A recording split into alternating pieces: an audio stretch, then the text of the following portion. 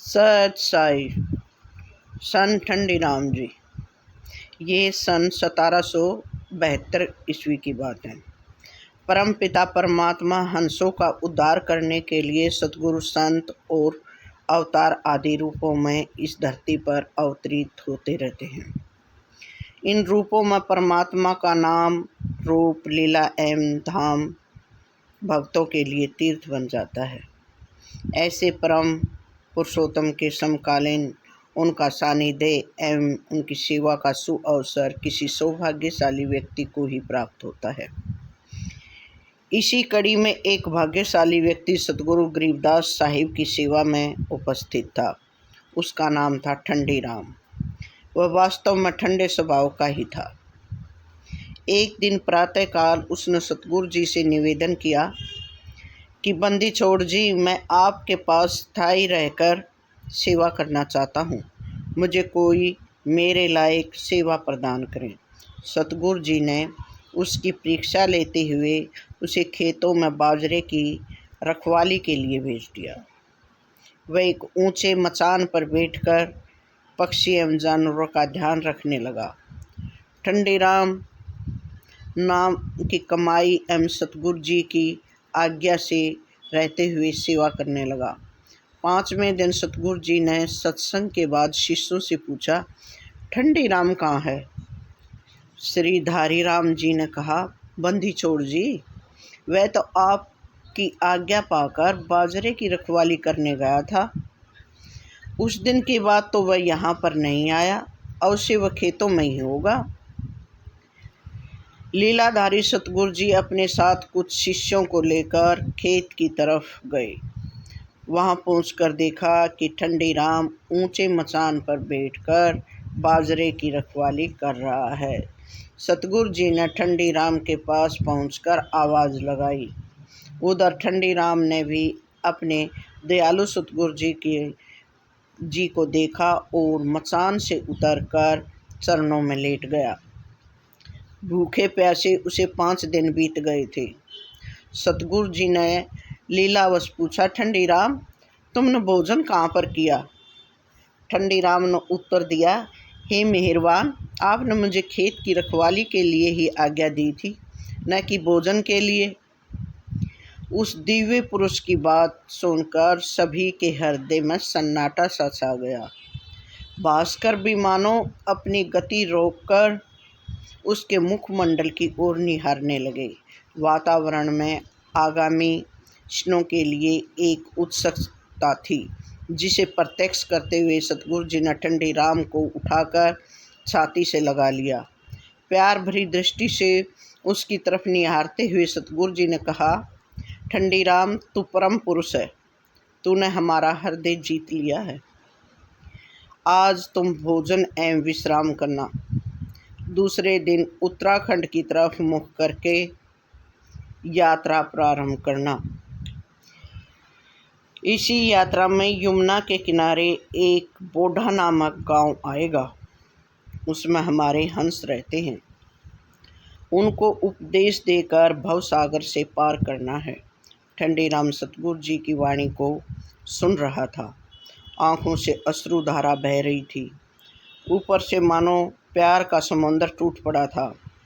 उस थोड़े से समय के संपर्क में जो कुछ ठंडीराम को मिला, वह हजारों सालों की तपस्या से भी नहीं मिल सकता।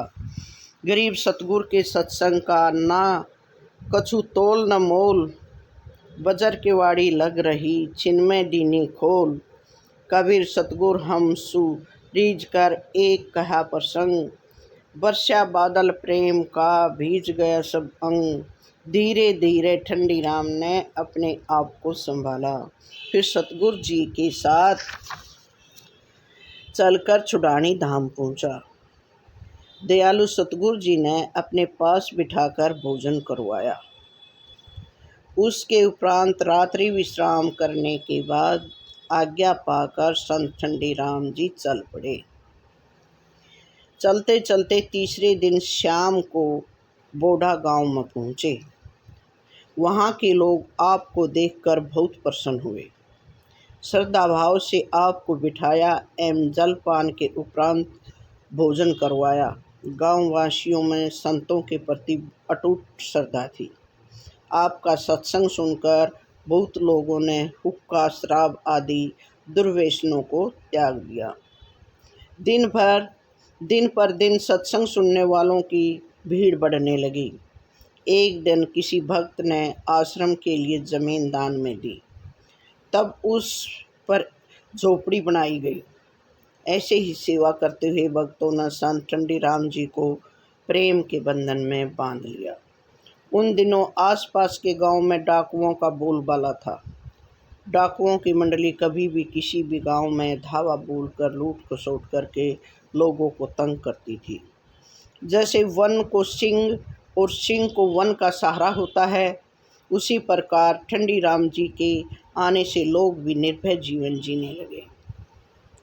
एक दिन सायंकाल के समय डाकुओं की मंडली ने बोडा गांव पर धावा बोल दिया। उधर आसपास के लोग भयभीत होकर भागते हुए स्वामी ठंडीराम जी के पास पहुँचे। संत ठंडीराम जी ने सांत्वना देते हुए कहा, आप चिंता न करें, थोड़ी ही देर में सब ठीक हो जाएगा। इतना कहकर एक हाथ में जल से भरा कर मंडल लेकर एवं दूसरे हाथ से जल लेकर मंगलाचरण पढ़ते हुए छिड़कने लगे। उन जल कणों से फौज तैयार होने लगी। उधर डाकुओं ने देखा कि यहाँ तो फौज आ चुकी है। वह सभी डर कर उल्टे पांव भागने लगे। थोड़ी ही देर में मैदान साफ हो गया। सभी गांववासी स्वामी ठंडीराम जी का गुणगान करने लगे। तब से आसपास के गांव भी आपको भगवान का ही अवतार मानने लगे। इसके बाद कभी किसी को डाकुओं का भय नहीं रहा।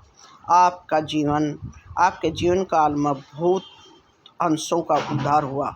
जहाँ पर आप निवास करते थे, आप जी के बाद वहाँ पर विशाल छत्री शाही मंदिर एवं संतों के ठहरने का स्थान बना हुआ है।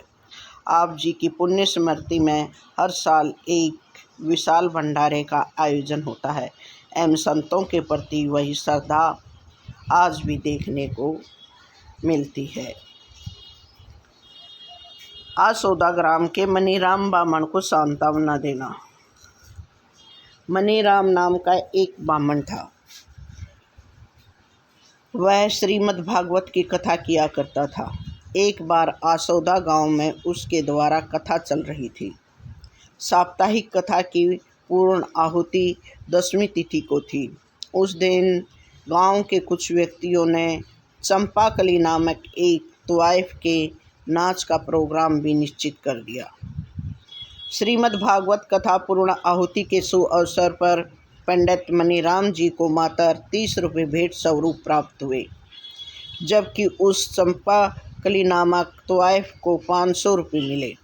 पंडित मनीराम इस बात को देखकर दुखित हो उठा। उसने लोगों से कहा कि धर्म पर चलने वाले बहुत कम लोग रह गए हैं। ऐसे मधर्म अवतार परम संत गरीबदास जी के सामने ये बात रखनी चाहिए। वह बेचारा बाबा गरीबदास जी के पास छुड़ानी धाम पहुंच गया। अतः सतगुरु जी के सामने अपनी सारी व्यथा कह सुनाई। सतगुरु जी ने पूछा कि चंपाकली को लाने में मुख्य भूमिका किसकी थी? तब मनीराम ने कहा, एक विवेक सिंह था तथा दूसरा जगदीश राम। इन दोनों ने ही उस तवाइफ को 500 रुपये इकट्ठा करके दिया था। महाराज जी ने कहा, फूटी आंख विवेक की, अंधा है जगदीश। चंपाकली को 500 और मनीराम को 30। ये कहते हुए सतगुरु जी ने पूछा कि विवेक तो समझदार था, क्या उसे भी ये दिखाई नहीं दिया कि धार्मिक प्रोग्राम के बराबर नाच गाना करवाना चाहिए या नहीं? फिर जगदीश भी जिम्मेदार व्यक्ति है, उसको भी ये दिखाई नहीं दिया। लगता है कि घोर कलयुग का समय आ चुका है। दुख रूपी कांटे कदम कदम पर आकर चुभते रहेंगे। इसलिए मनीराम हमें कांटों को उठाकर फेंकने की बजाय अपने ही पैरों में जूता डालना पड़ेगा। सतगुरु जी ने कहा, मनी तू चल रे सुख के सागर, जहाँ शब्द सिंधु रत्नागर। कोटि जन्म जोग भर मत हो गए, कछु न हाथ लगा रे। कुकर सुकर खर भया बुरे, कौवा हंस बुगारे, कोटि जन्म जुग राजा कीना, मिट्टी न मन की आशा। भिक्षुक होए कर दर दर आंडा, मिलाने निर्गुण रासा, इंद्र कुबेर इसकी मध्वी, ब्रह्मा वरुण धर्मराया, विष्णुनाथ के पुरकु पहुँचा, बहुरी अफूटा आया, असंख्य जन्म जुग मरते हो गए, जीवित क्यों न मरे रे, द्वादश मद महल मठ बोरे, बोर न देहे बरे रे, दोजक भी समेत दिखे, राजपाट के रसिया, त्रिलोकी की तृप्ति नाही, यो मन भोगी खसिया, सतगुरु मिले तो इच्छा मेटे, पद मिल पदी समाना, चल हंसा उस देश पठाऊं, जहाँ आदि अमर अस्थाना, चार मुक्ति जहाँ चंपी कर है, माया हो रही दासी, दास गरीब अबे पद पर से, मिले राम अविनाशी। उनको लाखों लहर मिहिर की उपजे, कहर नहीं जहाँ कोई, दास गरीब अचल अविनाशी, सुख का सागर सोई। इस प्रकार आप जी ने मनी राम ब्राह्मण को समझाया कि अपने प्रारंभ पर संतोष करना चाहिए, दूसरे की थाली को हीरे मोतियों से भरा देखकर दुखी नहीं होना चाहिए। अपने प्रारंभ का रूखा सूखा भोजन ही संतुष्टिदायक होता है। कबीर रूखा सूखा खाए कर ठंडा पानी पी, देख पराई चौपड़ी क्यों ललचाए जी, संसार के पदार्थ तो असार हैं, इनमें आसक्ति होने से बंधन होता है, फिर 84 लाख जीव जूनियों में भटकता रहता है। इसलिए हे मनी राम जी, ये जीव तप साधना के द्वारा इंद्र कुबेर वरुण धर्मराय ब्रह्मा विष्णु एवं महेश आदि के ऊंचे लोकों में जाकर भी इच्छा के कारण वापस मृत्यु लोक में आ जाता है। इसका परम कल्याण नहीं हो पाता। जो संतोषी व्यक्ति है वे स्वरूप को प्राप्त होकर जन्म मरण के चक्कर से मुक्त हो जाते हैं। गरीब इच्छा रूपी भक्ति कराई सो सुख सागर जाते नहीं, बेकुंठ स्वर्ग पाताल लग और कहाँ मृत्यु लोक, फिर पीछे क्यों क्या रहा जब आया संतोष। इसलिए हे मनी राम, तुम संतोषी होकर परम शांति को प्राप्त करके संसार सागर से पार हो जाओ। यही वेद शास्त्रों का मत है। सत साई।